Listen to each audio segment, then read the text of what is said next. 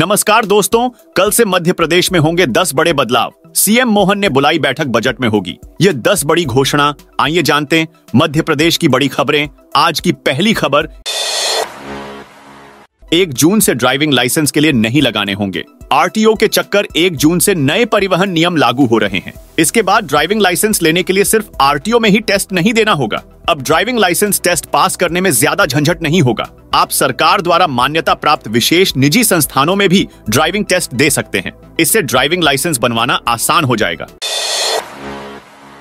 कल से ट्रैफिक के नियमों में भी सख्ती होगी। नए नियमों के तहत ट्रैफिक के नियमों में भी सख्ती की जाएगी। 18 साल से कम उम्र के लोगों पर 25,000 रुपए तक का जुर्माना लग सकता है। वहीं ऐसा करने पर लाइसेंस रद्द होने के साथ साथ 25 साल तक नया लाइसेंस नहीं मिलेगा। इसके अलावा अन्य नियमों का उल्लंघन करने पर भी जुर्माने का प्रावधान है, जिसमें तेज गति से गाड़ी चलाने वाले पर 1,000 रुपए से 2,000 रुपए, बिना लाइसेंस गाड़ी चलाने पर 500 रुपए, हेलमेट न पहनने पर 100 रुपए और सीट बेल्ट न पहनने पर 100 रुपए का जुर्माना लगाया जाएगा।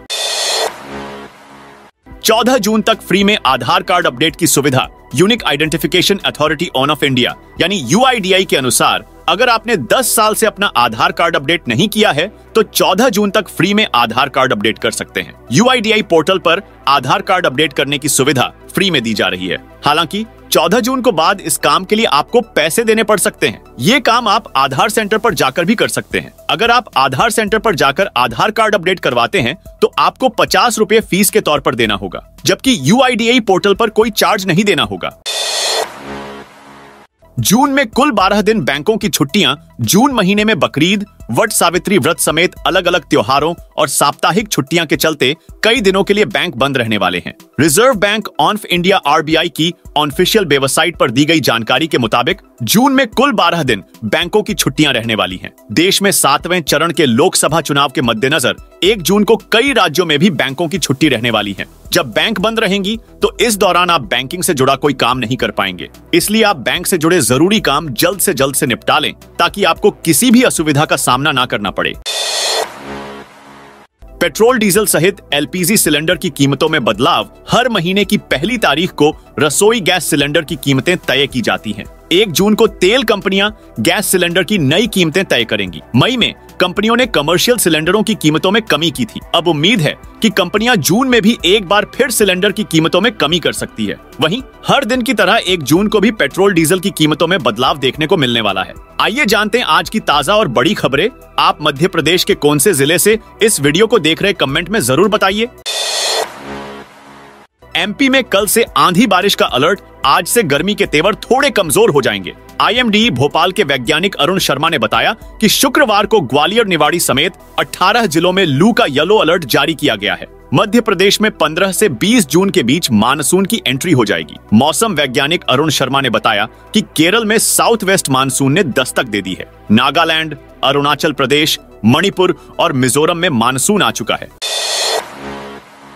एमपी में हर साल बीड़ी पीकर मर जाते हैं 33,000 लोग। विश्व तंबाकू निषेध दिवस पर जाने। देश में बीड़ी पीकर मरने वालों की संख्या में 8वां राज्य है मध्य प्रदेश। यहां बीड़ी पीने से हर साल 32,947 लोगों की मौत हो जाती है। देश में पहले नंबर पर उत्तर प्रदेश का नाम, जबकि देश भर में हर साल 5,50,000 लोग सिर्फ बीड़ी पीने से मर जाते हैं। एग्जाम में आए बच्चों के 30% से कम नंबर तो जाएगी। शिक्षकों की नौकरी। विभाग का सख्त आदेश। मध्य प्रदेश में अतिथि शिक्षकों की नौकरी पर तलवार लटक गई है। इसका कारण यह है कि अब सरकारी स्कूलों में 30% से कम रिजल्ट वाले अतिथि शिक्षकों को नियुक्ति नहीं मिलेगी। अब तक 4,000 से ज्यादा अतिथि शिक्षकों की सूची तैयार की जा चुकी है। एमपी में निजी स्कूलों की मनमानी फीस पर सख्ती। सभी कलेक्टर्स को कार्रवाई के निर्देश। मध्य प्रदेश में प्राइवेट स्कूलों के खिलाफ मनमानी फीस वसूली को लेकर की जा रही कार्रवाई जारी रहेगी। हाईकोर्ट ने इस पर रोक लगाने से इनकार कर दिया है। प्राइवेट स्कूल संचालकों ने गिरफ्तारी, जांच और कार्रवाई पर रोक लगाने के लिए याचिका लगाई थी। गुरुवार को सुनवाई के दौरान जस्टिस विशाल धगट ने इसे खारिज कर दिया। इधर स्कूल शिक्षा विभाग ने गुरुवार को प्रदेश के सभी कलेक्टरों को अपने जिले में प्राइवेट स्कूलों के खिलाफ इस तरह कार्रवाई के आदेश दिए हैं। साथ ही सभी स्कूलों का फीस स्ट्रक्चर और अन्य जानकारी ऑनलाइन पोर्टल पर दर्ज करने के लिए कहा है। इंदौर के लिए 3 बड़े फैसले और 3 बड़ी घोषणाएं। सुगम ट्रैफिक के लिए गुरुवार को बड़ी घोषणाएं और बड़े फैसले लिए गए। महापौर ने कहा कि शहर की 3 सड़कों को मॉडल बनाएंगे टाइमर लगाकर 100 दिन में काम पूरा किया जाएगा। रीगल चौराहे से मधुमिलन, मधुमिलन से शिवाजी वाटिका और अग्रसेन चौराहे से 3 इमली तक 3 सड़कों का काम 3 माह में पूरा किया जाएगा। वहीं जिला सड़क सुरक्षा समिति की बैठक में तय किया गया कि सड़कों से अतिक्रमण हटाए जाएंगे। पलासिया चौराहे पर लेफ्ट टर्न चौड़ा होगा। शास्त्री ब्रिज पर लोहे के स्थायी डिवाइडर लगेंगे। कॉपी किताबों के कमीशन से 100 करोड़ कमाए जबलपुर के 240 करोड़ रुपए ज्यादा फीस वसूलने वाले 11 प्राइवेट स्कूलों ने किताबों के कमीशन से भी 100 करोड़ रुपए कमाए हैं। अधिकांश स्कूलों में तो फर्जी इंटरनेशनल स्टैंडर्ड नंबर की किताबों को सिलेबस में शामिल कर लिया गया था। ये कहानी अकेले जबलपुर की नहीं है। मध्य प्रदेश में स्कूलों की महंगी फीस ही नहीं, कॉपी किताबों से भी स्कूल संचालकों को मोटी कमाई होती है। इसका एक पूरा सिस्टम बना हुआ है। स्कूल संचालक ही तय करते हैं कि उनके यहाँ किस प्रकाशक की कौन सी पुस्तक पढ़ाई जाएगी। लोकसभा चुनाव में लगे नेताओं का परफॉर्मेंस रिव्यू करेगी। बीजेपी 4 जून को लोकसभा चुनाव का रिजल्ट आने के बाद बीजेपी अपने नेताओं, पदाधिकारियों का रिव्यू करेगी। भोपाल में सभी लोकसभा की चुनाव प्रबंधन समितियों और विधानसभाओं की चुनाव प्रबंधन समिति के 38 विभागों की समीक्षा की जाएगी। प्रदेश स्तर पर एमपी की सभी 29 लोकसभा सीटों के लोकसभा प्रभारी, संयोजक, विधायक, चुनाव प्रबंधन से जुड़े नेताओं के काम की समीक्षा की जाएगी। हिंदू लड़की और मुस्लिम युवक ने मांगी शादी की इजाजत। मुस्लिम युवक और हिंदू युवती आपस में शादी कर सकते हैं, बशर्ते उन्हें धर्म बदलना होगा, यानी बिना धर्म बदले शादी अवैध होगी। यह विवाह मुस्लिम पर्सनल लॉ के तहत नहीं है, क्योंकि शादी के बाद होने वाले बच्चों को संपत्ति का अधिकार नहीं मिलेगा। यह कहते हुए मध्य प्रदेश हाईकोर्ट ने हिंदू युवती और मुस्लिम युवक की उस याचिका को खारिज कर दिया जिसमें दोनों ने शादी की अनुमति मांगी थी। गुरुवार को यह आदेश जस्टिस जीएस अहलूवालिया की कोर्ट ने दिया। मामले की सुनवाई 25 मई को हुई। इसके बाद 27 मई को आदेश ऑनलाइन अपलोड किया गया। दरअसल अनूपपुर में रहने वाले 29 साल के मुस्लिम युवक और 25 साल की हिंदू युवती एक दूसरे से प्यार करते हैं। दाएनों शादी भी करना चाहते हैं। शर्त यह है कि शादी के बाद दोनों एक दूसरे का धर्म नहीं छोड़ना चाहते, यानी वे अपने अपने धर्म का पालन करेंगे। उनके परिवार वाले भी शादी के लिए तैयार नहीं हैं। हाईकोर्ट ने कहा बिना धर्म बदले शादी अवैध होगी, चाहे तो लिव इन में रह सकते हैं।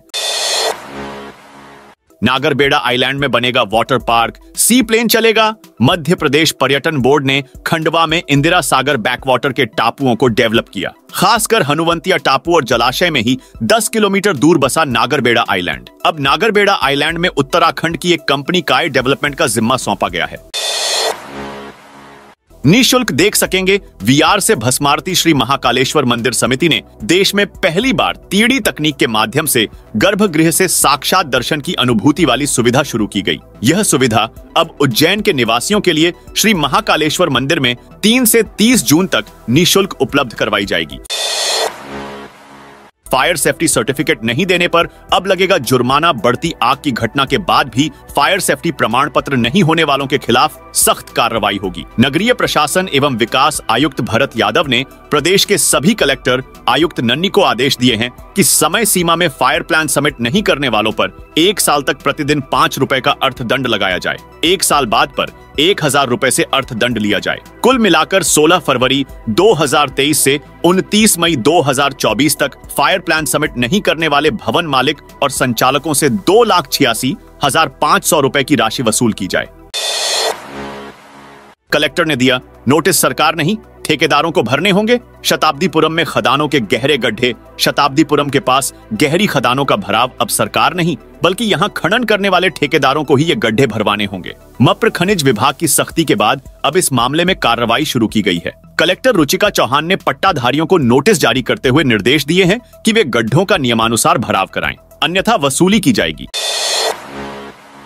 मध्य प्रदेश में बजट जुलाई में आने की संभावना। मोहन यादव सरकार के पहले बजट में वर्ष 2047 में मनाई जाने वाली आजादी की 100वीं वर्षगांठ की झलक दिखाई देगी। वर्षगांठ के आयोजनों समेत प्रदेश की प्राचीन संस्कृति, सभ्यता, सरोकार और गौरवशाली इतिहास को आगे बढ़ाने वाले प्रयासों पर फोकस रहेगा। विशेषकर महिला एवं आदिवासी सशक्तिकरण, सांस्कृतिक गौरव, पर्यावरण के लिए जीवन शैली, स्वास्थ्य और कल्याण, समावेशी विकास और आत्मनिर्भर प्रदेश बनाए जाने का रोड मैप भी दिखाई देगा। ये पहल केंद्र की एक हिदायत के बाद की जा रही है।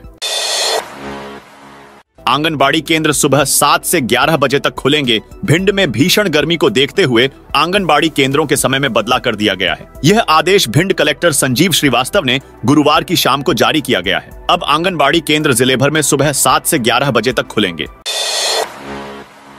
कलेक्टर के निर्देश के बाद सख्त हुआ खनिज विभाग। हरदा में खनिज के अवैध भंडारण, परिवहन और उत्खनन रोकने के लिए कलेक्टर आदित्य सिंह के निर्देशन में लगातार कार्रवाई जारी है। इसी क्रम में राजस्व एवं खनिज विभाग के दल ने गुरुवार को हंडिया रोड पर बजाज शोरूम के पीछे अवैध रूप से एकत्र की गई लगभग 390 डंपर अवैध मुरम जब्त करने की कार्रवाई की।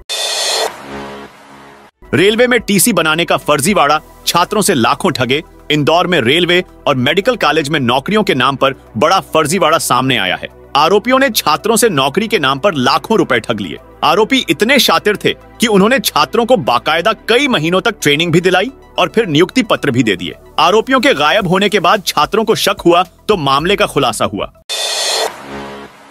पेड़ों की कटाई के प्रश्न पर प्रेस कॉन्फ्रेंस छोड़कर चले गए विजयवर्गीय। नगरीय प्रशासन मंत्री कैलाश विजयवर्गीय ने कहा है कि वे जुलाई में एक ही दिन में शहर की जनता के साथ 3 घंटे में 51 लाख पौधे लगाएंगे। इसी सिलसिले में उन्होंने गुरुवार शाम प्रेस वार्ता आयोजित की। ग्लोबल गार्डन में हुई इस प्रेस वार्ता में एमोजी लाइन और हुकुमचंद मिल के पेड़ों की कटाई के विषय में उन्होंने चुप्पी साध ली। कैबिनेट मंत्री कैलाश विजयवर्गीय ने 51 लाख पेड़ लगाने के लिए मुहिम शुरू की है। इसी सिलसिले में उन्होंने ग्लोबल गार्डन में प्रेस वार्ता की। प्रेस वार्ता में जब यह प्रश्न आया कि एमोजी लाइन, हुकुमचंद मिल और अन्य जगहों के पेड़ों की कटाई रोकने के लिए क्या कर रहे हैं, तो उन्होंने तुरंत प्रेस वार्ता समाप्त कर दी। तपती दोपहरी में कतारों में खड़े अन्नदाता। ऐसी कड़ी धूप में किसान अब खाद के लिए परेशान हो रहे हैं। उन्हें खाद के लिए तपती गर्मी में लाइन में लगना पड़ रहा है। खाद वितरण केंद्र पर न तो छाया की व्यवस्था है और न ही पानी की। भदभदा में नहाने पर प्रतिबंध धारा 144 भी लागू। दमोह जिले के बटियागढ़ ब्लॉक में आने वाले हारड गांव से निकली सुनार नदी में बने प्राकृतिक झरने में नहाने पर प्रशासन ने प्रतिबंध लगा दिया है। साथ में धारा 144 भी लागू की गई। प्रशासन ने यह फैसला बुधवार को हुए उस हादसे के बाद लिया है जिसमें नहाते समय एक युवक की डूबने से मौत हो गई। आदेश जारी करने के अगले दिन गुरुवार को पथरिया एसडीएम महेंद्र गुप्ता भदभदा पॉइंट का निरीक्षण करने पहुंचे तो उन्हें कुछ लोग नहाते हुए मिले। 5 जून से प्रारंभ होगा नमामि गंगे अभियान। प्रदेश के साथ ही रायसेन जिले में जल स्रोतों के संरक्षण व जीर्णोद्धार के लिए 5 जून से प्रारंभ हो रहे नमामि गंगे अभियान के सफल क्रियान्वयन के लिए कलेक्टर अरविंद दुबे ने कलेक्ट्रेट सभा कक्ष में आयोजित बैठक सह वीडियो कॉन्फ्रेंस में अधिकारियों को दिशा निर्देश दिए। दोस्तों, यह थी मध्य प्रदेश की ताजा और बड़ी खबरें।